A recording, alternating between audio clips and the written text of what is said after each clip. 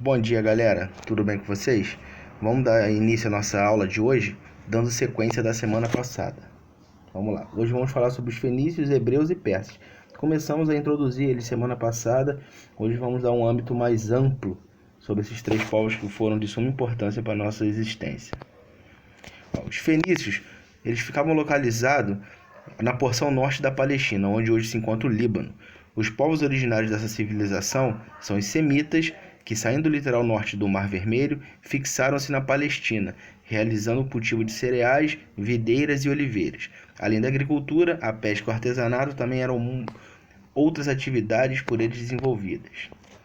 Olha só, ao longo da faixa litorânea por eles ocupadas, surgiram diversas cidades-estado, como Arad, Biblos, Tiro, Sidon, Beirute e Ugarit. Em cada uma dessas cidades, um governo autônomo era responsável pelas questões políticas e administrativas. Aqui a gente começa a ver a independência dos governos. Apesar de estarem ligados à Fenícia, eles tinham governos totalmente distintos um do outro, tanto política como administrativamente. Ó, o poder político exercido no interior das cidades fenícias costumava ser assumido por um representante da sua elite marítimo-comercial. Lá era praticada a telassocracia. O que é a telassocracia? É o governo dos homens que dominam o mar. Como assim? O grande comércio vinha do mar. Eles levavam os comércios através das suas embarcações. Então eles que movimentavam o comércio da Fenícia nessa época. Então os poderosos que dominavam as grandes navegações eram os que comandavam os seus governos nessa época. Ó, no campo religioso, os fenícios incorporaram o predominante politeísmo das sociedades antigas. Baal era o deus associado ao sol e às chuvas. Alian, seu filho, era a divindade das fontes. Astarteia era uma deusa vinculada à riqueza e à fecundidade. Durante seus rituais feitos ao ar livre, os fenícios costumavam oferecer o sacrifício de animais e homens. Hebreus. Só para finalizar aqui os fenícios, nós vemos que no campo da religião eles eram um pouco similar ainda, de forma com suas certas distinções, ao politeísmo lá do Egito Antigo que nós estudamos. Eles não tinham um Deus único que eles cultuavam. Eles tinham essa miscigenação de deuses, que representava um campo. Vamos continuando aqui? Então vamos pular agora para os hebreus. A cultura hebraica tem uma forte relação com o mundo contemporâneo, levantando apenas um dos mais básicos argumentos que justificam essa afirmação. Podemos atribuir a esse povo a criação de uma das maiores religiões do mundo atual, o cristianismo, tendo essa posição de destaque na compreensão dos valores da cultura ocidental contemporânea. O estudo da civilização hebraica pode nos conceder intrigantes instrumentos de reflexão sobre os nossos valores e nossa cultura. Vamos continuando. Em geral, costumamos dividir a história dos hebreus de acordo com as diferentes formas de organização política desse povo. A primeira fase dessa divisão faz referência ao chamado período dos patriarcas, onde o líder maior tinha atribuições de caráter religioso, jurídico e militar. Ao longo desse período, temos uma fase de transição marcada pelo êxodo para o Egito, onde, fugindo de uma grande seca, essa civilização esteve sob o domínio do Estado faraônico. Essa história a grande maioria de vocês já deve ter escutado a história do povo Egito, do povo hebreu que é preso no Egito, que depois é liberto por Moisés, a travessia do Mar Vermelho. Por que eles foram presos?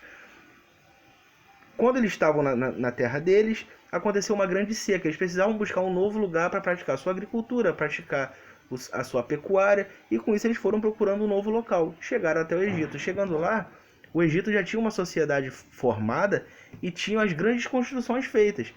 E quem construiu essas pirâmides, os zigurates antigos, lembra que nós falamos?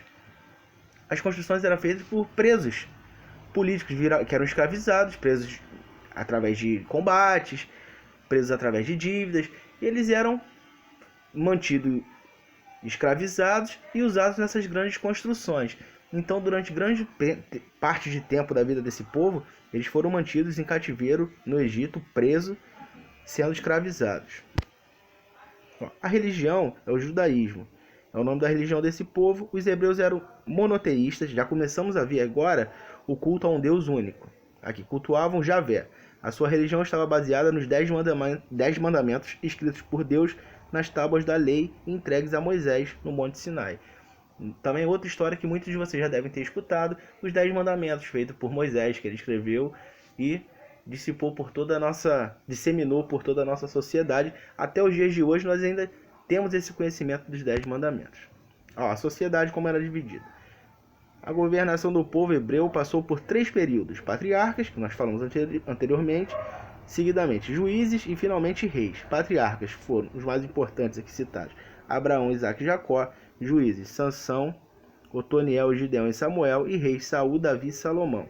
São nomes bem familiares para quem já teve acesso à Bíblia, para quem tem o costume de ler, o papai e a mamãe lê, para quem frequenta algum tipo de igreja. Então é uma familiaridade já mais comum da nossa vida. Após a morte do rei Salomão e na sequência da revolta do povo contra a desigualdade social oriunda do pagamento de altos impostos, a Palestina foi dividida em 2 reinos, formado por 10 tribos de Israel e 2 tribos de Judá. Anos mais tarde, os reinos foram conquistados pelos assírios.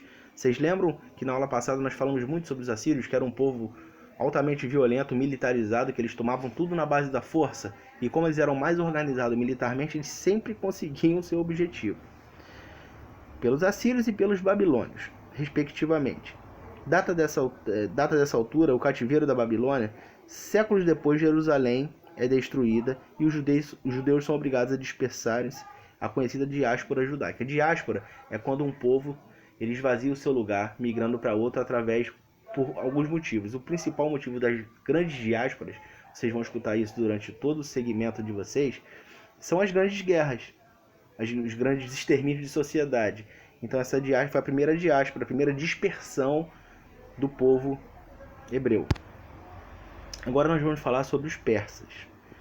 Durante a antiguidade, a região da Mesopotâmia foi marcada por um grande número de conflitos. Entre essas guerras, destacamos a dominação dos persas sobre o Império Babilônico, em 539 a.C.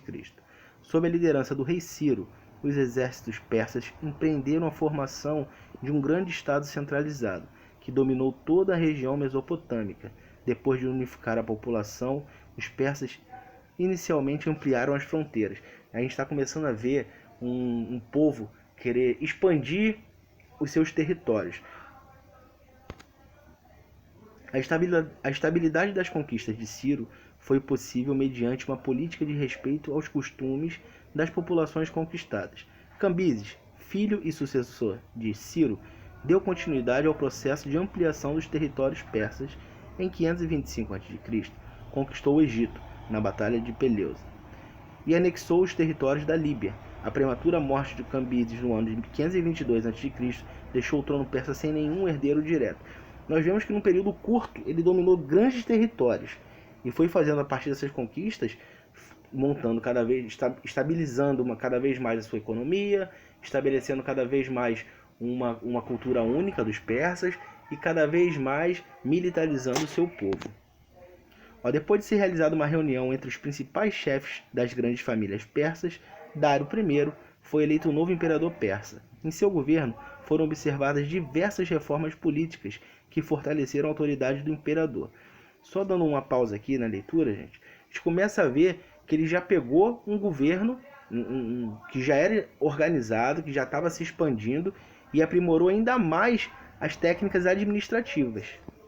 Aproveitando da forte cultura militarista do povo persa, Dário I ampliou ainda mais os limites de seu reino ao conquistar as planícies do Rio Indo e a Trácia. Essa sequência de conquistas militares só foi interrompida em 490 a.C., quando os gregos venceram a Batalha de Maratona. Essa batalha nós vamos falar daqui a 2 aulas. Aí vocês vão entender melhor, para não confundir a cabecinha de vocês. Mas a gente começa a ver que eles tiveram durante um grande período uma dominação vasta e foram expandindo seus territórios, expandindo cada vez mais. A religião dos persas. A religião persa, no início, era caracterizada pelo seu caráter eminentemente politeísta. Já volta lá ao exemplo dos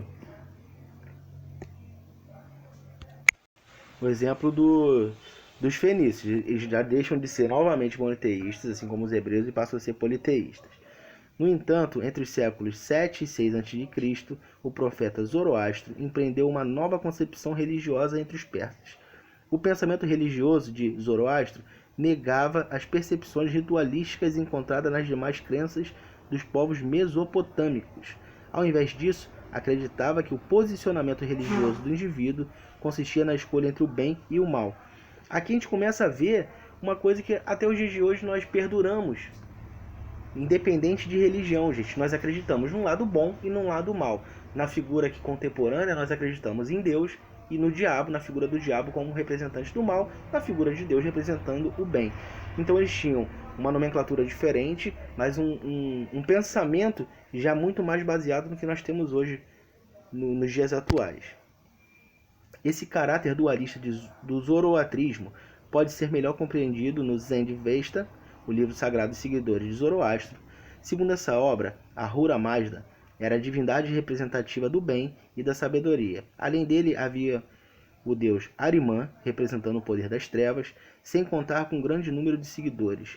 O zoroatrismo ainda sobrevive em algumas regiões do Irã e da Índia. Então, até os dias de hoje, algumas tribos, algumas pequenas sociedades ainda praticam esse tipo de religião. Galera, olha só, o vídeo por aqui se encerra. Vamos tentar na semana que vem entrar ao vivo na aula. Eu vou gravar essa aula da mesma forma para quem tiver mais dificuldade ao acesso, mas mesmo assim eu vou botar a plataforma do Zoom, que é uma reunião que ela tem uma duração mínima de máxima de 40 minutos, para tentarmos, além desse vídeo, eu dar essa mesma aula para vocês ao vivo, que vocês podem parar e perguntar. Tá bom, pessoal? Espero que tenha sido compreensível para todos. Qualquer dúvida é só perguntar, tá bom? Fiquem com Deus e boa semana.